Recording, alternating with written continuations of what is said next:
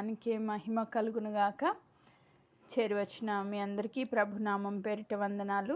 ఈ రెండవ ఉపవాస దినమున కొద్ది నిమిషాలు మనము దేవుని వాక్యాన్ని మనం నేర్చుకుందాము. రైట్, దేవుని వాక్యంలో నుంచి నిన్నటి దినాన్ని యోబు గ్రంథం 37వ అధ్యాయాన్ని దేవుడు మన మధ్యలో మనకి అనేక విషయాలు బోధిస్తూ 37వ అధ్యాయంలో నుంచి దేవుని యొక్క మహిమను బయలుపరుస్తూ ఉన్నప్పుడు అనేక రీతులుగా ప్రకృతిలో నుంచి దేవుని మహిమ మనకి కనపరుస్తూ ఉన్నప్పుడు ఒక విశ్వాసిగా మనము ఎలా స్పందించాలి అన్నది మనకి బోధించుకుంటూ వచ్చారు.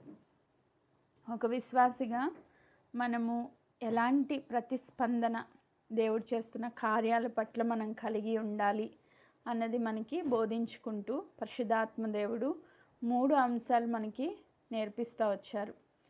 ఒక విశ్వాసి దేవుని యొక్క స్వరం విన్నప్పుడు ఎలా మనం ప్రతిస్పందించాలి అంటే, మొదటిగా విస్మయం పొందిన స్థితిలోనికి ఎలీహు భక్తుడు వెళ్ళినట్లుగా మనం చూసాం.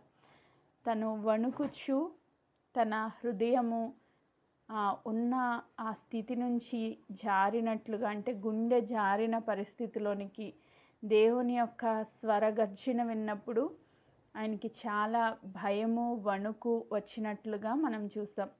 ప్రతి విశ్వాసి కూడా జరుగుతున్న పరిస్థితులు చూసినప్పుడు, దేవుని కార్యాలు చూసినప్పుడు మనము ఎలా స్పందించాలి అంటే, దేవుని యందు భయము కలిగి మొదటిగా మనము దేవుని సన్నిధిలో వణుకుతూ ఉండాలి. అంటే పవిత్రమైన భయం, దేవుని యందలి భయభక్తులు అన్నారు.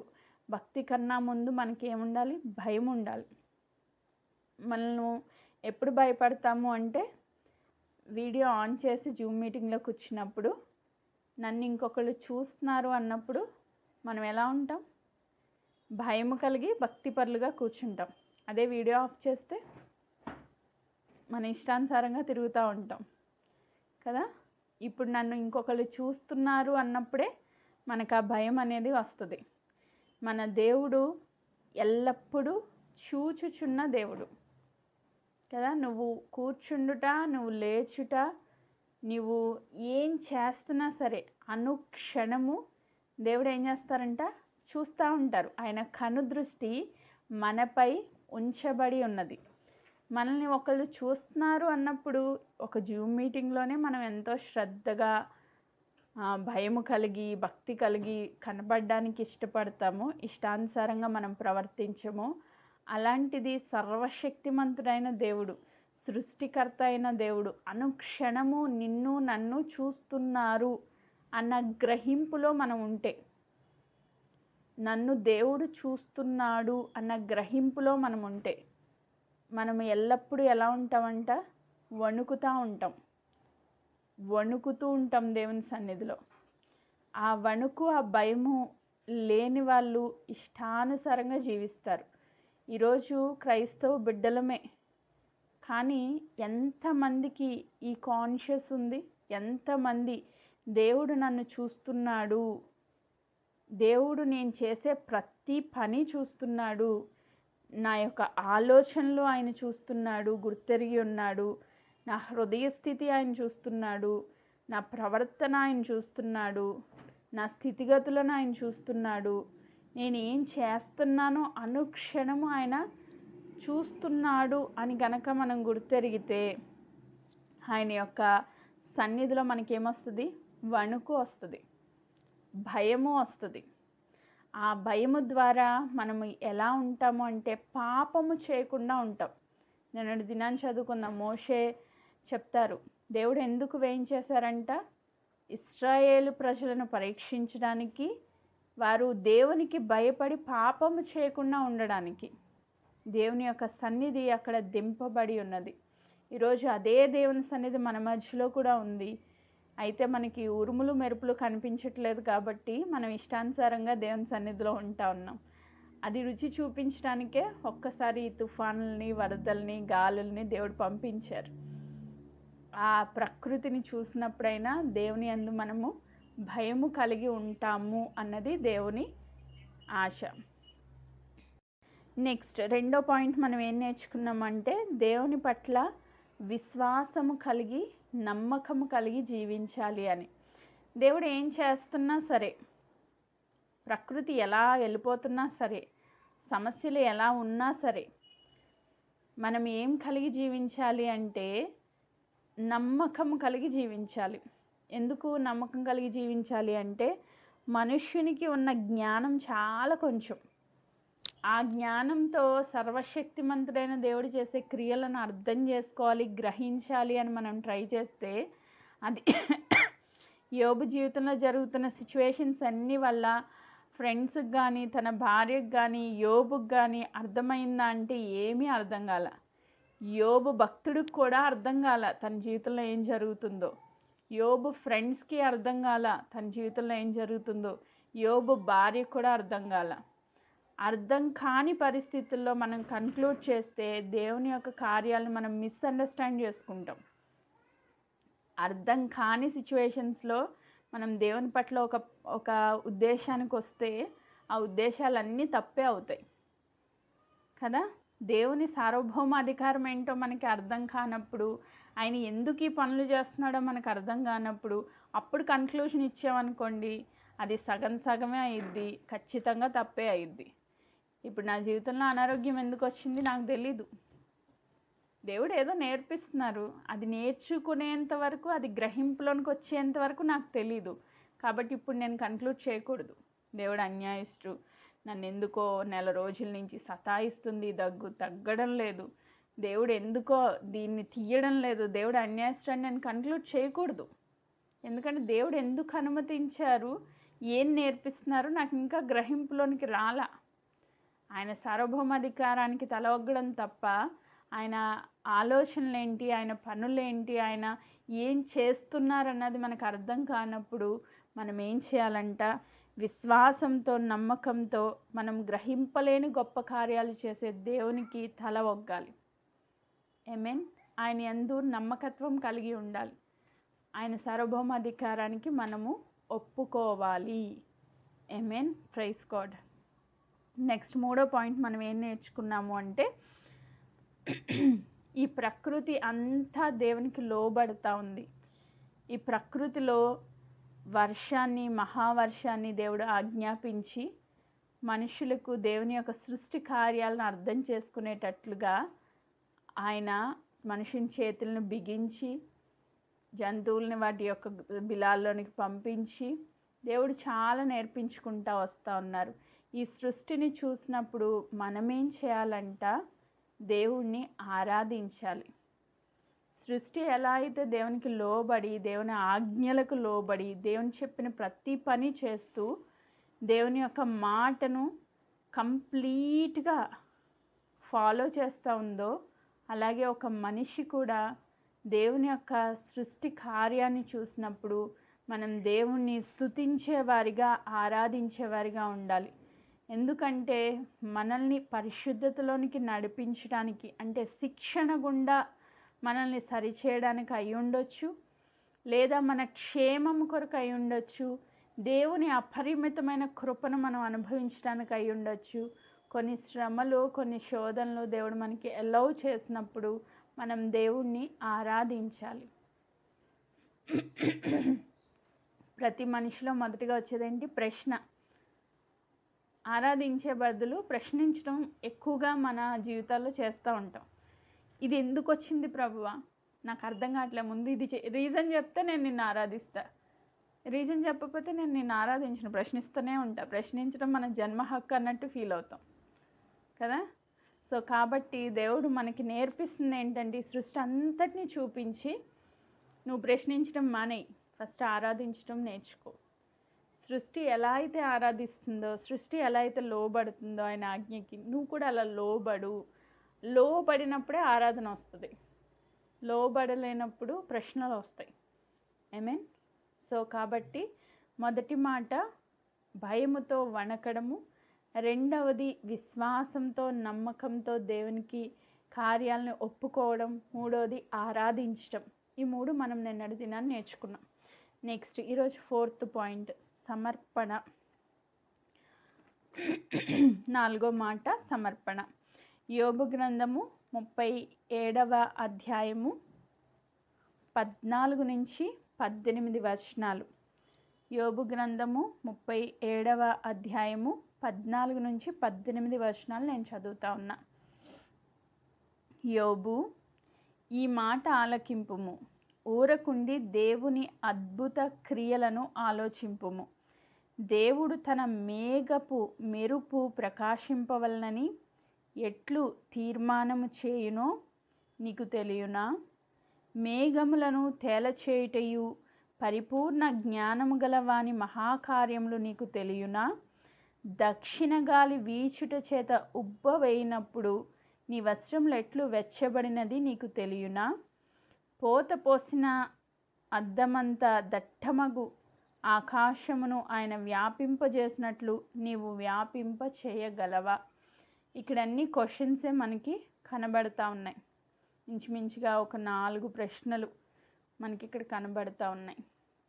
ఈ ఎలీహు భక్తుడు యోబు గారితో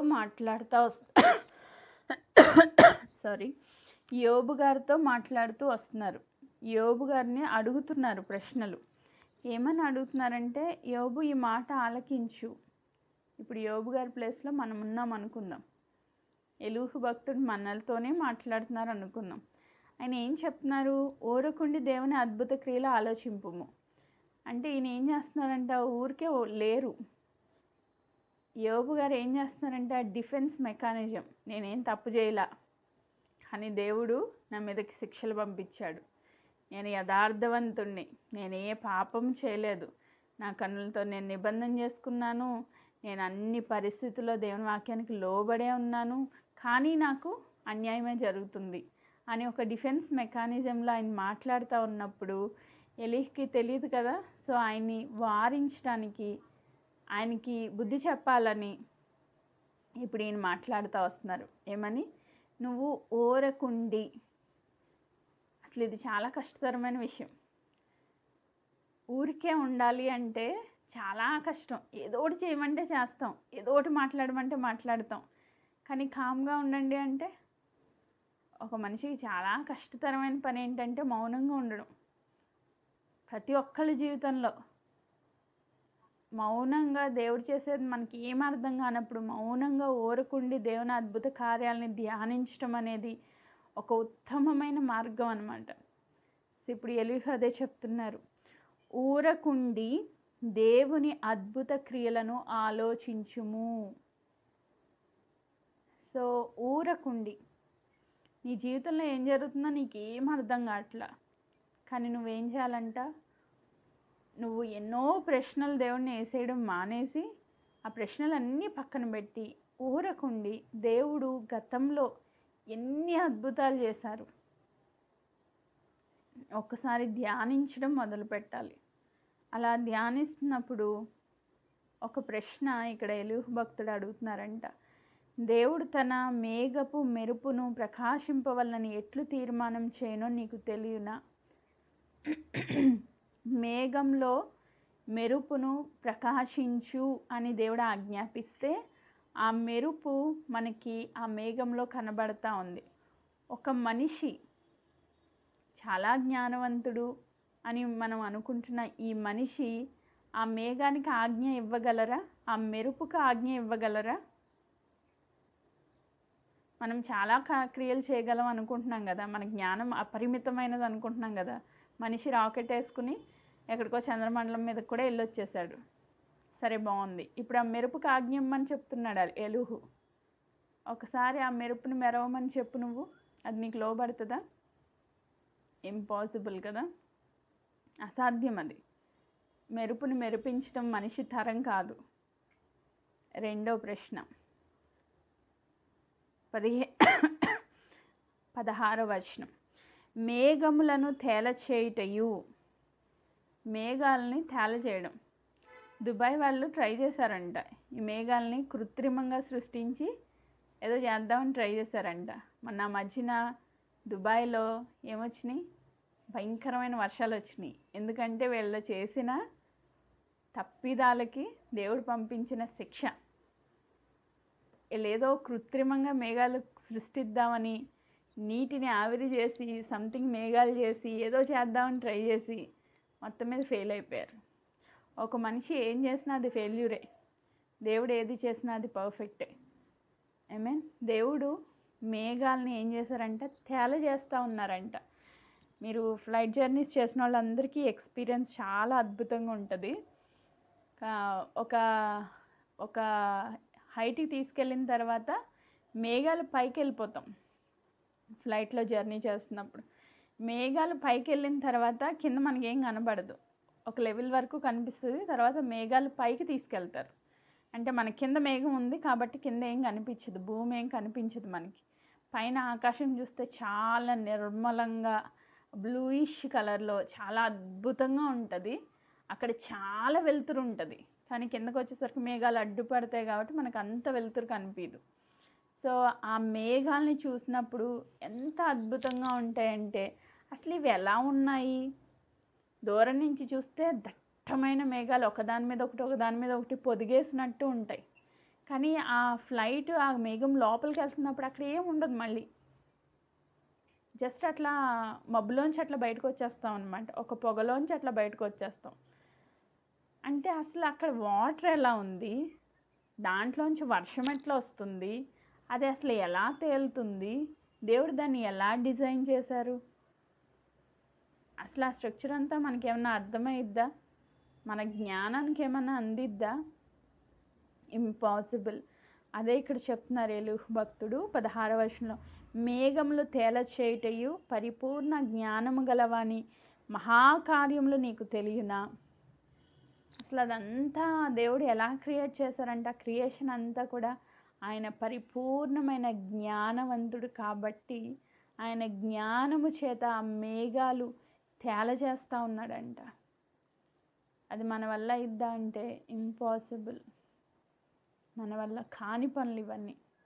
సో ఇంకా చెప్తున్నారు ఏలీహు భక్తుడు, దక్షిణపు గాలి, మనం పైన ఒక గాలి చదివాం 9వ వచనంలో, ఉత్తర దిక్కు నుండి చలి వచ్చును అని. ఉత్తరపు గాలి చలిని తీసుకొస్తే దక్షిణపు గాలి వీచుట చేత ఉబ్బ వస్తుందంట, అంటే ఉడికొస్తుంది అన్నమాట. సో ఎండాకాలంలో వచ్చే తీవ్రమైన వేడి గాలులు,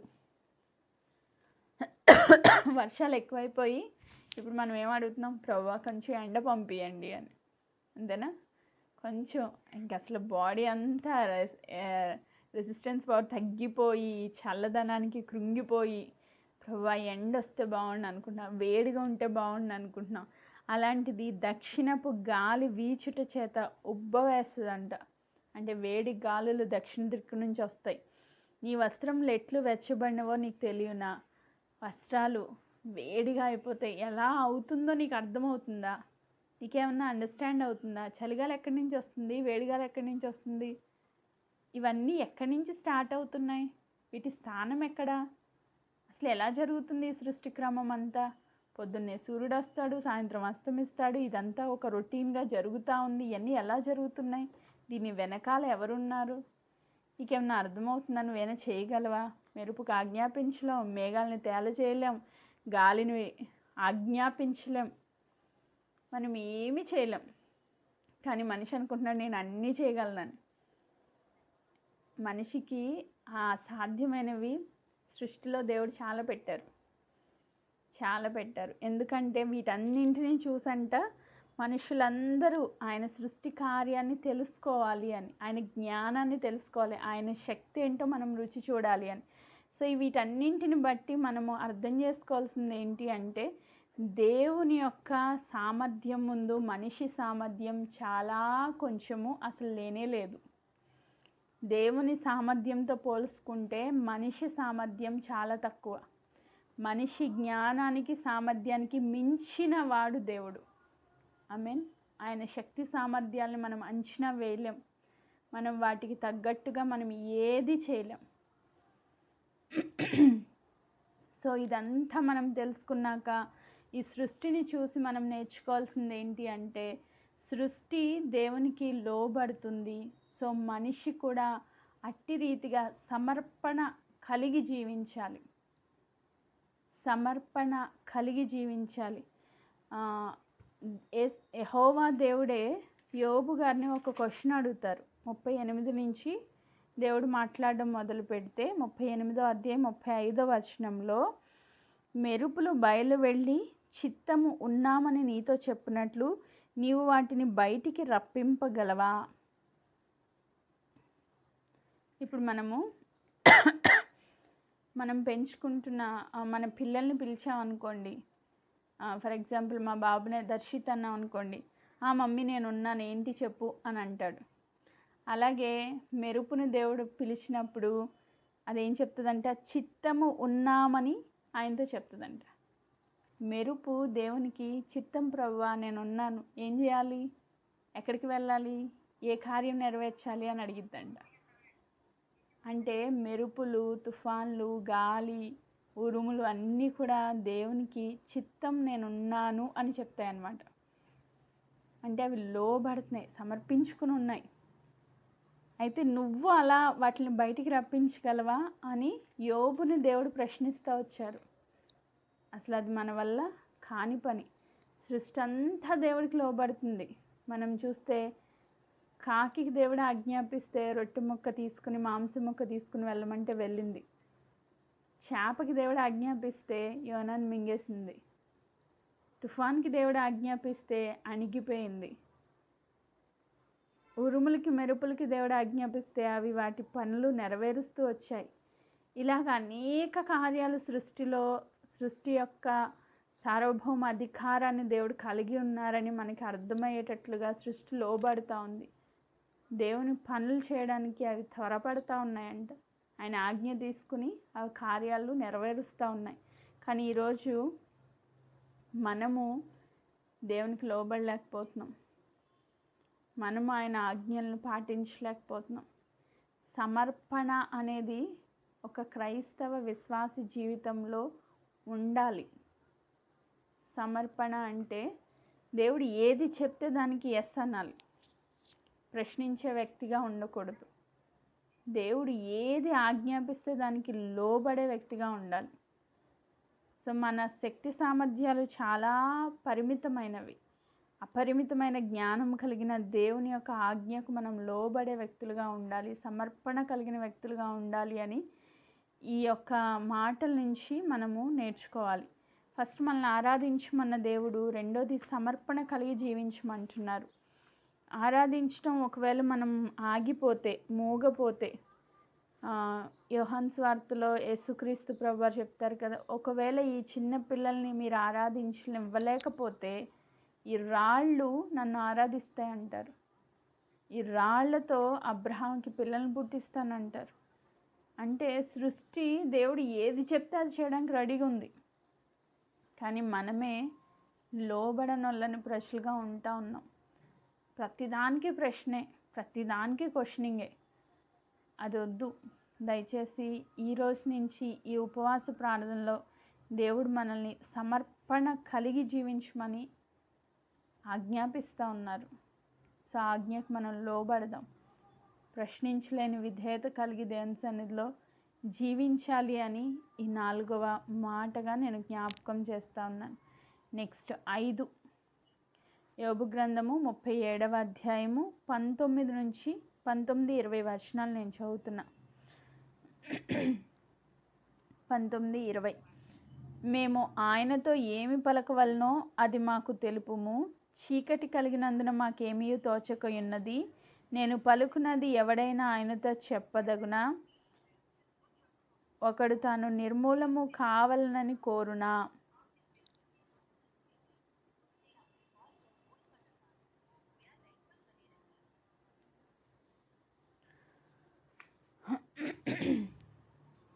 ఇక్కడ ఎలుహు భక్తుడు మాట్లాడుతూ ఏం మాట్లాడాలో అర్థం కావట్లేదంట ఆయనకి.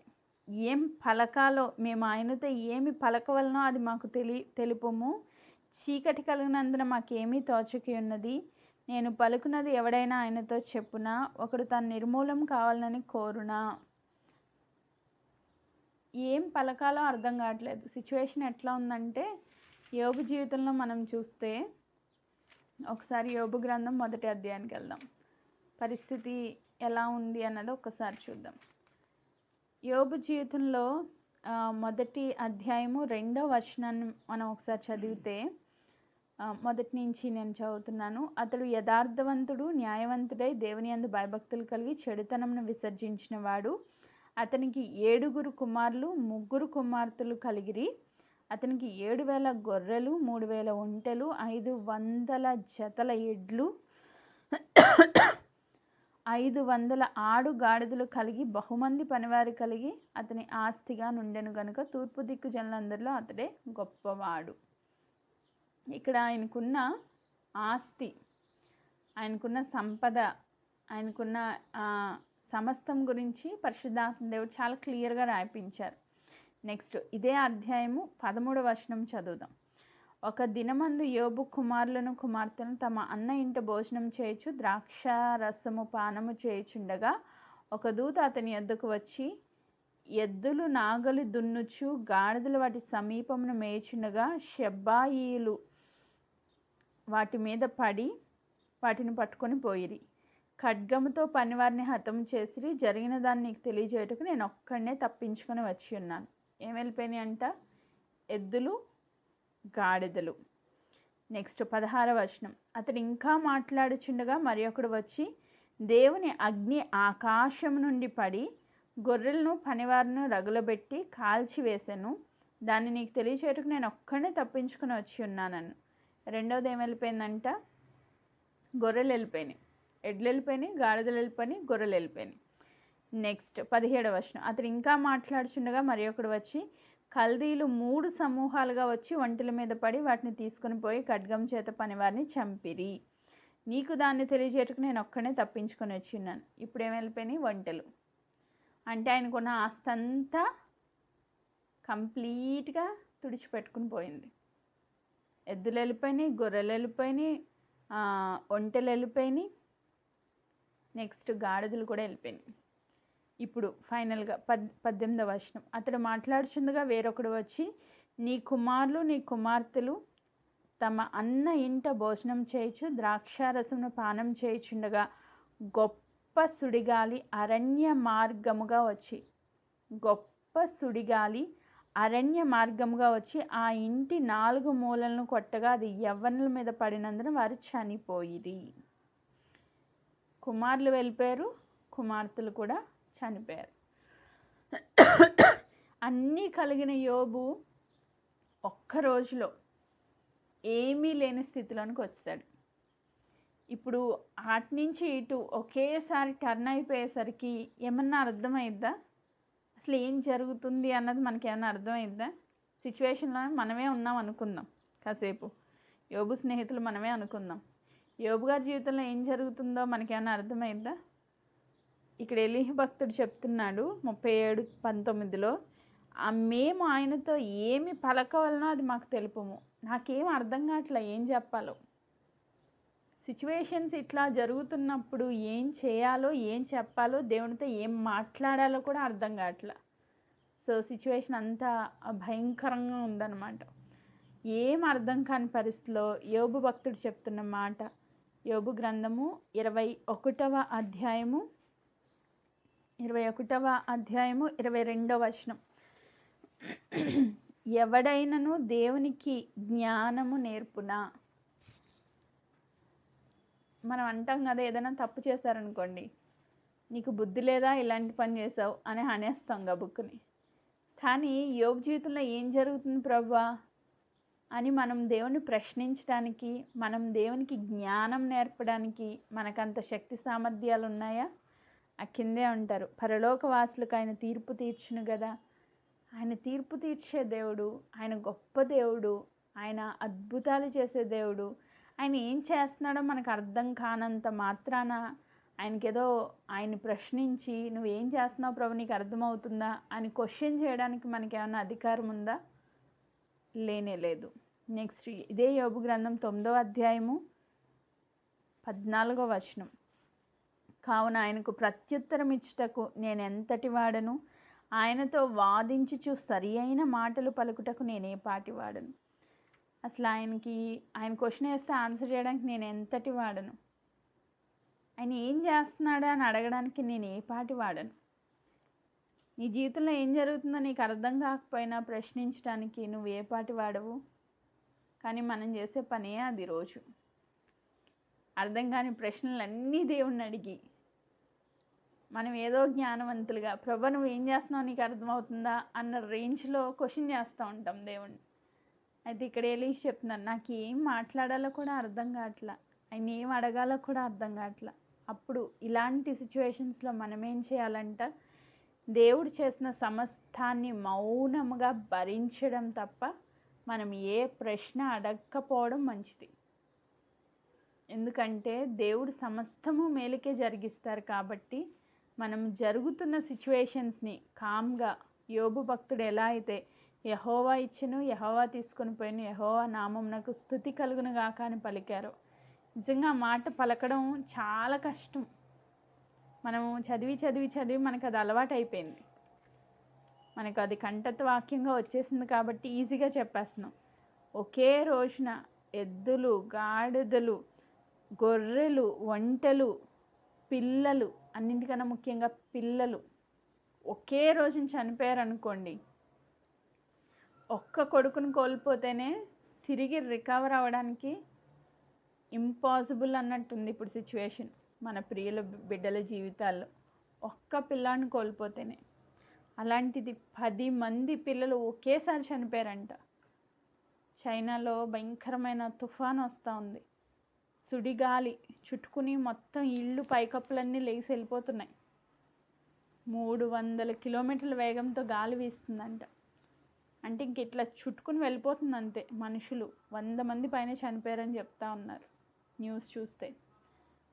ఒకేసారి సుడిగాలి వచ్చి అరణ్య మార్గంగా ఆ ఇంటి మీద కొట్టిందంటే ఇల్లంతా కూలిపోయింది. 10 మంది ఒకేసారి చనిపోయారు. అసలు ఆ సిచ్యువేషన్స్లో నువ్వు నేను ఉంటే యెహోవా ఇచ్చిన యెహోవా తీసుకొని యెహోవా నామమునకు స్తుతి కలుగును గాక అంటామా? అనగలమా? అసలు ఒక్క పిల్లని కోల్పోతేనే అంటలేదే, దేవా నువ్వు నాకు అన్యాయం చేసావు అంటున్నామే. అలాంటిది 10 మంది పిల్లలు ఒకేసారి చనిపోతే యోబు ఎంత యథార్థవంతుడో, ఎంత భక్తిపరుడో ఈ మాట నుంచి మనకు అర్థం అవ్వాలి. మన నిజస్థితి ఏంటో కూడా మనకు అర్థం అవ్వాలి. చిన్న హెల్త్ ఇష్యూస్ వస్తే, జ్వరం వస్తే ప్రభు ఎందుకు అనుమతించారు అని అడిగే పరిస్థితిలో మనం ఉన్నాం. దగ్గొస్తే ఎందుకు వచ్చింది ప్రభు అని అడిగే పరిస్థితిలో మనం ఉన్నాం. కానీ యోబు సమస్తము కోల్పోయినప్పటికీ దేవుణ్ణి ఆరాధించే వ్యక్తిగా ఉన్నాడు. ఆమేన్. Praise God. ఈరోజు మన స్పందన ఎలా ఉంది అన్నది మనము తెలుసుకొని దేవుని సన్నిధిలో ఎలా ఉండాలంట, వినయము కలిగి ఉండాలి. తను హెచ్చించుకున్నవాడు తగ్గించబడతాడు, తను తగ్గించుకున్నవాడు హెచ్చించబడతాడు. ఈరోజు మనలో తగ్గింపు స్వభావము తగ్గిపోయింది. ప్రశ్నలు ఎక్కువైపోయి తగ్గింపు స్వభావం తగ్గిపోయింది. అందుకే దేవుడు చెప్తున్న మాట, నువ్వు తగ్గించుకో, దేవుడి సార్వభౌమాధికారానికి తల ఒగ్గు, ప్రశ్నించడం మానే, వినయము కలిగి ఉండు. వినయము, విధేయత, ఈ పాయింట్ నుంచి మనం నేర్చుకోవాల్సిన మాట. 5వది వినయం. అండ్ 6th వన్ వచ్చి యోబు గ్రంథము 37వ అధ్యాయము 21 నుంచి 23 వచనాలు నేను చదువుతున్నా. ఉన్నతమైన మేఘములలో ప్రకాశించు ఎండ ఇప్పుడు కనబడకయున్నను, గాలి మేఘములను పోగొట్టి దాన్ని తేటగా కనపరచును. ఉత్తర దిక్కున సువర్ణ ప్రకాశము పుట్టును. దేవుడు భీకరమైన మహిమను ధరించుకొని ఉన్నాడు. సర్వశక్తుడగు దేవుడు మహాత్యము గలవాడు. ఆయన మనకు అగోచరుడు. న్యాయమును నీతిని ఆయన ఏ మాత్రము చెరపడు. ఆమేన్. 6వ పాయింట్లో ఇక్కడ మనకి ఎలీహు భక్తుడు చెప్తున్నాడు, ఇప్పుడు ప్రజెంట్ ఉన్న సిచ్యువేషన్స్లో ఉన్నతమైన మేఘములలో ప్రకాశించు ఎండ ఇప్పుడు కనబడకపోయినా, ఇప్పుడు నీ జీవితంలో అన్ని మేఘాలు ఇన్ ద సెన్స్ సమస్యలు, శ్రమలు, భయంకరమైన ఇరుకులు, ఇబ్బందులు, దేవుని సన్నిధి నువ్వు చూడలేకపోతున్నావు. మేఘం అడ్డుపడతా ఉంది. దేవుని కాంతిని కానీ, ఆయన ప్రసన్నతను కానీ, ఆయన మహిమను కానీ నీకు కనబడకుండా మేఘము అడ్డుపడతా ఉంది. మేఘము అడ్డుపడతా ఉంది. చూడండి, మహోన్నతుడైన తండ్రి ఆయన మనుషులను కలుసుకోవడానికి మనిషికి దేవుడికి మధ్యలో ఏం అడ్డుపడుతుందంట? పాపం అడ్డుపడుతుందంట. ఇప్పుడు పాత నిబంధనకి వెళ్తే మనుషుడు దేవుని సన్నిధికి వెళ్ళలేకపోయాడు. ప్రధాన యాజకులు తప్పితే ఎవ్వరూ కూడా అతి పరిశుద్ధ స్థలంలోకి వెళ్ళలేకపోయారు. ఎందుకు? మనిషి పాపి కాబట్టి ఆ పాపము ఒక తెరలాగా అడ్డుపడతా వచ్చింది, మేఘంలాగా అడ్డుపడతా వచ్చింది. ఆయన మహిమను మనము ప్రత్యక్షంగా చూడలేని పరిస్థితి పాత నిబంధనలో మనం చూస్తాం. మొదటి తిమోతికి రాసిన పత్రిక 6వ అధ్యాయము 15వ వచనం మనం చదివితే, మొదటి తిమోతి 6:15, శ్రీమంతుడు అద్వితీయుడునగు సర్వాధిపతి యుక్త కాలమందు ఆ ప్రత్యక్షతను కనపరుచును. ఆ సర్వాధిపతి రాజులకు రాజును ప్రభువులకు ప్రభువునై ఉన్నాడు. సమీపింపరాని తేజస్సులో ఆయన మాత్రమే వసించు అమరత్వము గలవాడై ఉన్నాడు. మనుషులలో ఎవడునూ ఆయనను చూడలేదు, ఎవడును చూడనేరడు. ఆయనకు ఘనతయు శాశ్వత ప్రభావమును కలిగి ఉండును గాక. ఆమేన్. మనుషుల్లో ఎవరు ఆయన చూడలేరంట, చూడనేరడు అంట. ఇంపాసిబుల్. తండ్రి అయిన దేవుణ్ణి మనిషి చూడాలంటే ఇంపాసిబుల్ అది. ఎందుకంటే మన పాపములు ఒక మేఘంలాగా అడ్డుపడతా వచ్చినాయి. ఆయన మహిమను మనం చూడలేకపోయాం. అయితే ఆ పాపపు తెరను తీసివేయడానికి యేసుక్రీస్తు ప్రభువారి లోకంలో ప్రత్యక్షం అవ్వాల్సి వచ్చింది. మనము యోహాను సువార్త 1వ అధ్యాయం 1వ వచనంలో చదివితే, దేవుని సన్నిధిలో వాక్య రూపంలో ఉన్న యేసుక్రీస్తు ప్రభువారు కృపాసత్య సంపూర్ణుడిగా ఈ లోకానికి దిగి వచ్చి తండ్రి మహిమను ఈ లోకంలో చూపించారంట. ఏదైతే మనిషి చేరుకోలేకపోయాడో, ఏదైతే చూడలేకపోతున్నాడో, ఆ ప్రత్యక్షత యేసుక్రీస్తు ప్రభు ద్వారా మనకి లోకానికి అనుగ్రహించబడింది. అందుకే యోహాను సువార్త 2వ అధ్యాయంలో ఆయన అద్భుతాలు చేసినప్పుడు చెప్పబడిన మాట, తండ్రి మహిమ కొరకు ఆయన అద్భుతాలు చేస్తూ వచ్చారు. తండ్రి నామాన్ని మహిమపరిచినట్లు, ఘనపరిచినట్లు ఆయన అద్భుతాలు చేస్తూ వచ్చారంట. యేసుక్రీస్తు ప్రభు ద్వారా తండ్రి మహిమని ఈ లోకంలో మనం చూస్తూ వచ్చాం. ప్రభు జీవితంలో మొత్తంలో మనం చూస్తే తండ్రి నామానికి మహిమకరంగా అనేక కార్యాలు, ఆయన ప్రేమను వెలువరిస్తూ ప్రభు చేస్తూ వచ్చారు. ఈరోజు ఎలీహు చెప్తున్న మాట ఏంటంటే, ప్రజెంట్ మనకి ఏమీ కనిపించకపోవచ్చు, అంత చీకటి అంధకారం, ఎందుకంటే మేఘం అడ్డుపడతా ఉంది. అయితే ఏం జరిగిద్దంట? 37వ అధ్యాయం యోబు గ్రంథంలో ఆయన చెప్తున్నారు, గాలి మేఘాలను పోగొట్టి దాన్ని తేటగా కనపరచును. గాలి వస్తుంది, మేఘాలను పోగొడుతుందంట. గాలి గట్టిగా వీచింది అనుకోండి, మేఘాలు ఎక్కడికక్కడ డివైడ్ అయిపోతాయి. అప్పుడేమొస్తుంది? ఎండ మనల్ని రీచ్ అవుద్ది. మేఘం అడ్డుపడినంతసేపు ఎండ మనల్ని రీచ్ అవ్వదు, సూర్యుని ప్రకాశం మన దగ్గరికి రాదు. మేఘం ఎప్పుడైతే తొలగిపోయిందో ఆటోమేటిక్గా దేవుని యొక్క ఆ సూర్యుని యొక్క వెలుగు మనిషిని చేరుతుంది. అట్టి రీతిగా ఈరోజు ఎవరి జీవితంలో అయితే ఈ మేఘాలు, ఈ సమస్యలు, ఈ యొక్క శ్రమలు ఉన్నాయో, మరి ఇప్పుడు దాన్ని తొలగించడానికి ఎవరు కావాలి? గాలి. దేనికి సూచన? పరిశుద్ధాత్మకి సూచన. అపోస్తుల కార్యాలు 2వ అధ్యాయం 7వ అనుభవంలో చూస్తాం, బలమైన గాలి వంటి ఒక ధ్వని అక్కడ వినిపించిందంట. ఆ గాలి వచ్చినప్పుడు, ఆ బలమైన గాలి వీచినప్పుడు వాళ్ళందరూ దేంతో నింపబడ్డారంటే పరిశుద్ధాత్మతో నింపబడ్డారు. పరిశుద్ధాత్మ ఇంకొక రూపంలో మనం చూస్తే తండ్రి దేవుని సన్నిధి వారి జీవితంలోనికి దిగి వచ్చింది. ఆ మహిమను వారు ధరించుకున్నారు. దేవుని ప్రత్యక్షతను వాళ్ళు పొందుకున్నారు. ఆయన యొక్క శక్తిని వాళ్ళు పొందుకున్నారు. ఆయన బలమును వారు పొందుకున్నారు. ఆమేన్. సో ఈరోజు సమస్యల్లో చితికిపోతున్న ప్రతి ఒక్కళ్ళ జీవితంలో దేవుడు మాట్లాడుతున్న మాట, నువ్వు ఎప్పుడైతే పరిశుద్ధాత్మను పొందుకుంటావో, దేవుని యొక్క మహిమ, దేవుని యొక్క వెలుగు, ఆయన నీతి, ఆయన శక్తి, ఆయన బలము, ఆయన ప్రసన్నత నువ్వు అనుభవించగలుగుతావు. ఆమేన్. ఎక్కడైతే పరిశుద్ధాత్ముడు ఉండడో అక్కడ మేఘం అట్లా నిలిచి ఉండిపోద్ది అంతే. దేవుని యొక్క ప్రత్యక్షత మనకి దొరకదు.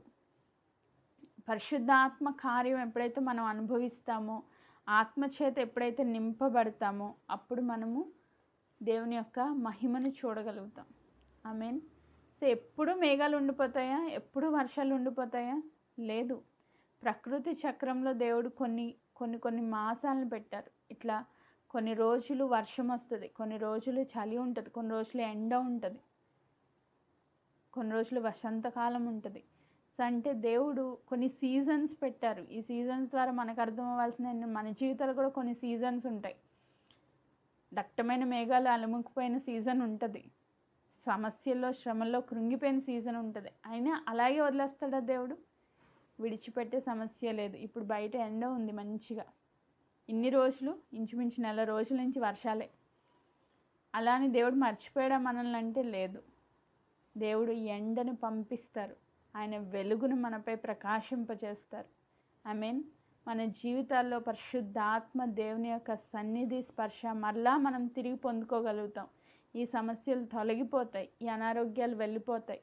మరలా ప్రశాంతంగా దేవుని సన్నిధిని ఆరాధించే దినాలు దేవుడు మనకి ఇచ్చారు. ఆమేన్. ఇచ్చారు ఆల్రెడీ. దాన్ని మనము పొందుకోవాలి. అయితే ఇప్పుడు దీని నుంచి మనం నేర్చుకోవాల్సింది ఏంటి అంటే, మన దేవుడు భీకరమైన మహిమను ధరించుకొని ఉన్నాడంట. ఉత్తర దిక్కున సువర్ణ ప్రకాశం పుట్టును. దేవుడు భీకరమైన మహిమను ధరించుకున్నాడు. 23వ వచనం, సర్వశక్తుడగు దేవుడు మహాత్యము గలవాడు. మన దేవుడు ఎవరంటే మహాత్యము గలవాడు. ఆయన మనకు అగోచరుడు, అర్థం కారు. ఆయన చేసే కార్యాలు మనకు అర్థం కావు. ఆయన మహాత్యము గల దేవుడు, అగోచరుడు. కానీ న్యాయాన్ని నీతిని మాత్రం ఎంత మాత్రం చెరపడంట. న్యాయం మాత్రం తప్పడైనా నీతిని మాత్రం తప్పరు. ఆయన కార్యాలన్నీ న్యాయానికి నీతికి కలిగే చేస్తారు. ఆమేన్. అన్యాయం చేసే దేవుడు ఎంత మాత్రము కాదు అని మరొకసారి ప్రభునామం పేరిట నేను జ్ఞాపకం చేస్తున్నాను. అయితే నువ్వేం చేయాలి? ఈ పాయింట్ నుంచి మనమేం చేయాలి అంటే, మనం దేవుని సన్నిధిలో మనం ఎలా ఉండాలంటే శిష్యులుగా ఉండాలంట. శిష్యులుగా ఎప్పుడవుతాము? ఆయన సార్వభౌమ అధికారానికి మనం తల ఒగ్గి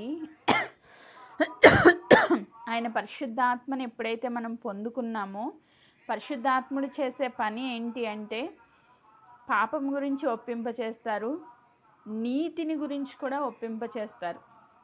దేవుని యొక్క నీతిని, దేవుని యొక్క ప్రభావమును, ఆయన సన్నిధిని మనం అనుభవించేటట్లుగా మనల్ని ఒప్పింపచేసే పని పరిశుద్ధాత్ముడు చేస్తారు. మన శారీరకంగా చాలా ప్రశ్నలు వస్తూ ఉంటాయి. దేవుడు నాకు అన్యాయం చేశారు, దేవుడు నన్ను అనారోగ్యానికి అప్పగించేశారు, దేవుడు నా జీవితంలో ఎంత గొప్ప శ్రమ అనుమతించారు అని మనము ఎగైనెస్ట్గా ఆలోచిస్తూ ఉన్నప్పుడు, పరిశుద్ధాత్ముడు మనలోనికి వచ్చినప్పుడు, ఆత్మ చేత మనం బోధించబడినప్పుడు దేవుని కార్యాలు ఎంత గొప్పవో, ఆయన న్యాయము, ఆయన నీతి, ఆయన ప్రభావం, ఆయన మహిమ, ఆయన శక్తిని మనం గ్రహించగలుగుతాం అన్నమాట. ఆ గ్రహింపు అనేది పరిశుద్ధాత్మ దేవుని ద్వారా మనకు వస్తుంది. అప్పుడు మనం ఏం చేస్తాం? శిష్యులుగా మారుతాం. శిష్యులు అంటే ఎవరు? దేవుడు శిష్యులని ఎవరిని పిలిచారు? లూకా సువార్త 9వ అధ్యాయము, లూకా సువార్త 9వ అధ్యాయము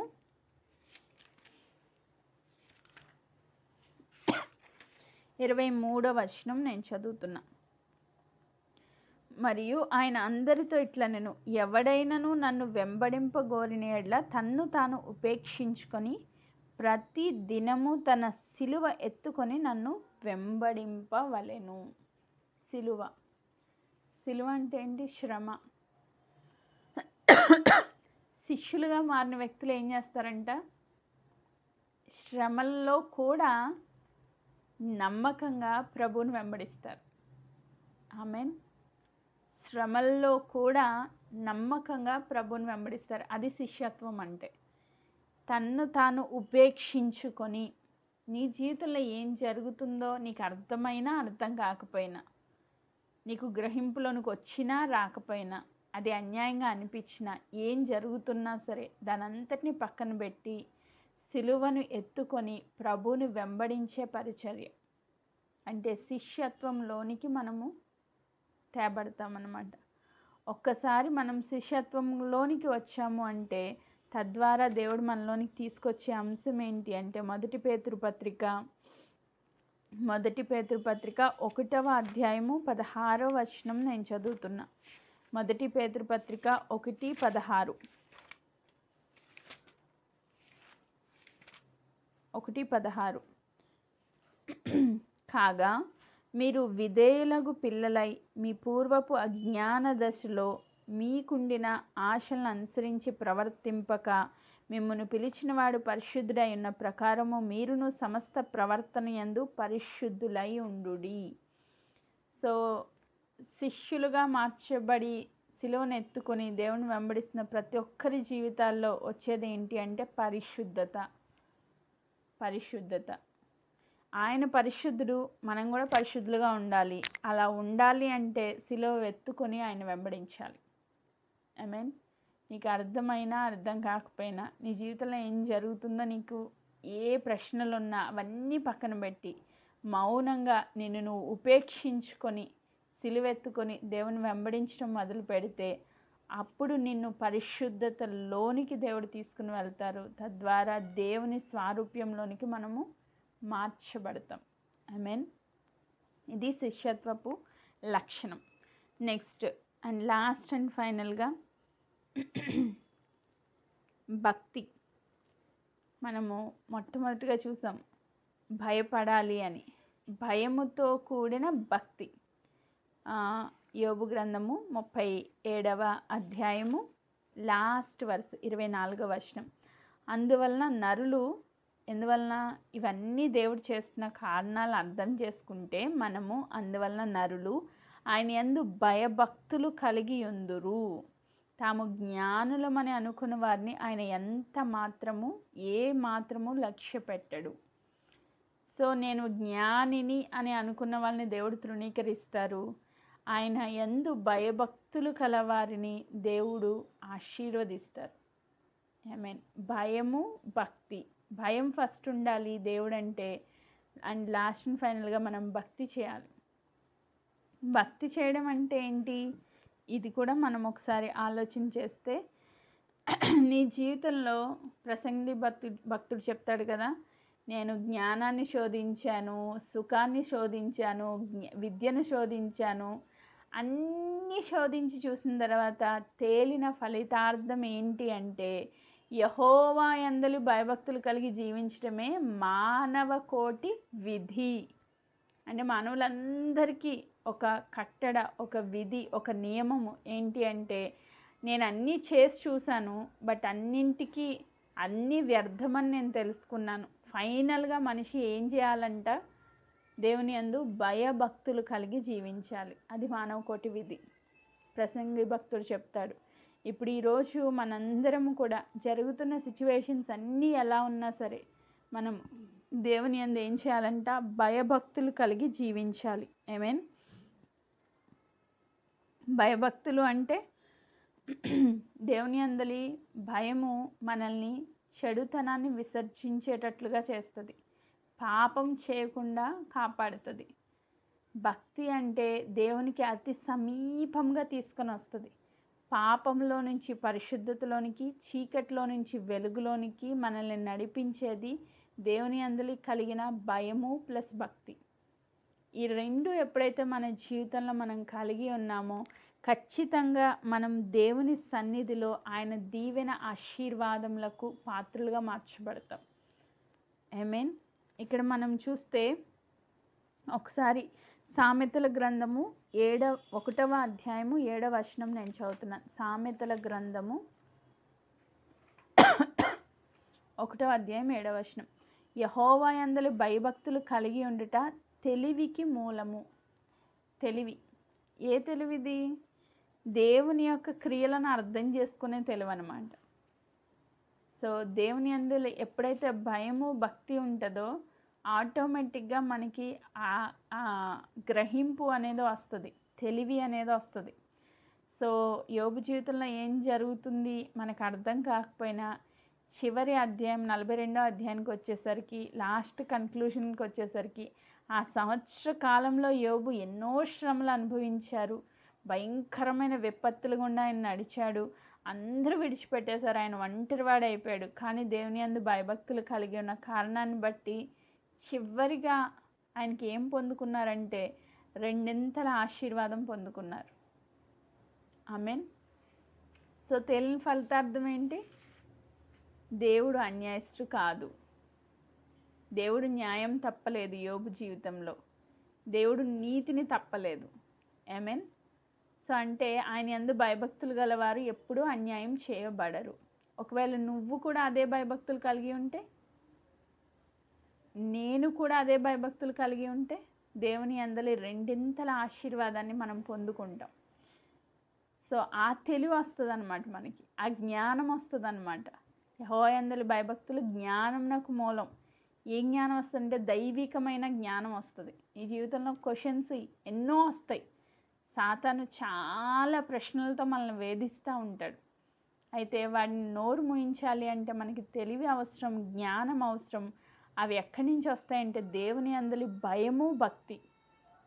నోరు మెదపని విధేయత, విశ్వాసము మన జీవితంలో ఎప్పుడైతే కలిగి ఉంటామో అప్పుడు మనం ఏం చేస్తామంట, ఆయన చేస్తున్న ప్రతి కార్యంలో, ఆయన ఒక కోణంలో దేవుడు కార్యాలు జరిగిస్తూ ఉన్నప్పుడు దాన్ని మనం అండర్స్టాండ్ చేసుకోగలుగుతాం. అవును, ఈ సమస్య దేవుడు నా మేలు కొరకే అనుమతించారు, ఈ శ్రమ దేవుడు నా మేలు కొరకే అనుమతించారు, దీని వెనకాల దేవునికి ఒక ఉద్దేశం ఉంది అని గ్రహించే ఆ తెలివి, ఆ జ్ఞానము మనకి దేవుడిస్తారనమాట. ఆమేన్. ఎవరైతే దేవుని యందు భయభక్తులు కలిగి ఉంటారో వాళ్ళు పాపం చేయకుండా కాపాడబడగలుగుతారు. పాపంలో ఎప్పుడు పడరు. మనం ఏం చేస్తాం, ఒకరోజు భయం కలిగి ఉంటాం, రెండో రోజు ఆ భయం వెళ్ళిపోద్ది, వెంటనే తప్పు చేసేస్తూ ఉంటాం. కానీ ఎవరైతే కాన్స్టెంట్గా దేవుని యందు భయభక్తులు కలిగి ఉంటారో వాళ్ళు ఎప్పుడు పాపం చేయరు, ఎప్పుడు పాపం చేయరు. దేవుని వాక్యానికి లోబడి జీవించగలుగుతారు. అండ్ ఫైనల్గా 2వ తిమోతి రాసిన పత్రిక, ఈ మాట చదువుకొని మనం ముగించుకుందాం. 2వ తిమోతి రాసిన పత్రిక 2వ అధ్యాయము 13వ వచనం నేను చదువుతున్నా. మనము దగని వారమైనను ఆయన నమ్మతగిన వాడుగా ఉండును. ఆమేన్.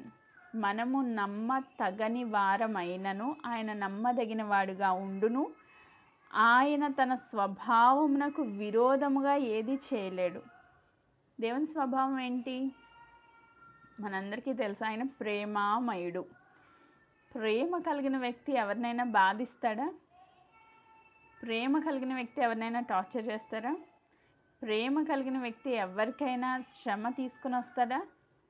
ఆయన స్వభావానికి విరుద్ధంగా ఆయన ఏమీ చేయడంట. ఆయన స్వభావం ఏంటంటే ప్రేమ స్వరూపి. ఆయన స్వభావానికి విరుద్ధంగా ఏం చేయడు. ఆయన నమ్మదగిన దేవుడు. నీ జీవితంలో దేవుడు ఎవరు అంటే నమ్మతగిన దేవుడు. ఆయన అన్యాయస్తుడు కాదు.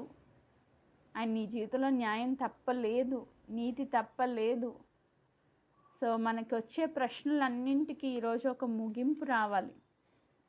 నీ జీవితంలో ఏం జరుగుతున్నా సరే దేవుని యొక్క నమ్మకత్వాన్ని, ప్రేమను నువ్వు గుర్తెరిగినప్పుడు, ఆ జ్ఞానం, ఆ తెలివి నీకు వచ్చినప్పుడు దేవుని ప్రశ్నించడం మానేసి ఆరాధించడం మొదలు పెడతావు. ఆయనకి లోబడ్డం మొదలు పెడతావు. ఆయన యందు భయభక్తులు కలిగి జీవించడం మొదలు పెడతాం. ఈరోజు ప్రకృతి బీభత్సాలు అయి ఉండొచ్చు, శరీర బలహీనతలు అయి ఉండొచ్చు. దేవుణ్ణి ప్రశ్నించడం మానేసి ఈ రోజు నుంచి మనం చేయాల్సిన పని ఏంటంటే దేవుణ్ణి ఆరాధించడం. ఆమేన్. ఆరాధించడం మనం చేయాలి. ఫైనల్గా ఈ 7 మాటలు యోబు భక్తుడిని ఎత్తిపట్టుకుని ఎలీఫ్ భక్తుడు మాట్లాడుతూ ఈ 7 మాటలు ప్రతి క్రైస్తవ విశ్వాసి జీవితంలో దేవుని మహిమకు ప్రతిస్పందనగా మనం కలిగి ఉంటే, ప్రతిస్పందనగా 1 భయముతో కూడిన వణుకు, 2 నమ్మకము లేదా విశ్వాసము, 3 దేవుణ్ణి ఆరాధించే వ్యక్తులుగా ఉండడం. 4 సమర్పణ కలిగి జీవించటం. 5 వినయము కలిగి దేవుని సన్నిధిలో ఉండడం. 6 శిష్యులుగా ఆయన సన్నిధిలో ఆయన సిలువను ఎత్తుకోవడం. అండ్ ఫైనల్గా 7వది భక్తి కలిగి జీవించటం. సో ఇవన్నీ మన జీవితంలో ఉంటే రెండింతల ఆశీర్వాదానికి మనం పాత్రలం అవుతాం. సో మనం ఏమనుకుంటే ఇవేమీ వద్దు, కానీ ఆశీర్వాదం కావాలా. ఎలా వస్తుంది? రాదు కదా. సో జరుగుతున్న సిచ్యువేషన్స్ నీకు అర్థమైనా అర్థం కాకపోయినా ఈ రోజు నుంచి ఈ 7 పాయింట్స్ మన జీవితంలో మనం కలిగి ఉంటే రెండింతల ఆశీర్వాదం ఖచ్చితంగా దేవుడు నీకు నాకు ఇస్తారు. ఆమేన్. అట్టి కృపను మనం పొందుకోవాలని కోరుకుంటూ, యోబు జీవితంలో వలె ఈరోజు ఎవరైతే సమస్యల్లో నలుగుతున్నారో ఈరోజు ఆ నలుగుతున్న ప్రతి ఒక్కరికి దేవుడు సమాధానం ఇచ్చారని నమ్ముతున్నాను. ప్రశ్నించడం మానేసి ఆరాధించడం మొదలు పెట్టాలని కోరుకుంటూ ఈ మాటలు నేను ముగిస్తున్నాను. దేవుడి వాక్య భాగంను దీవించునుగాక. ఆమేన్.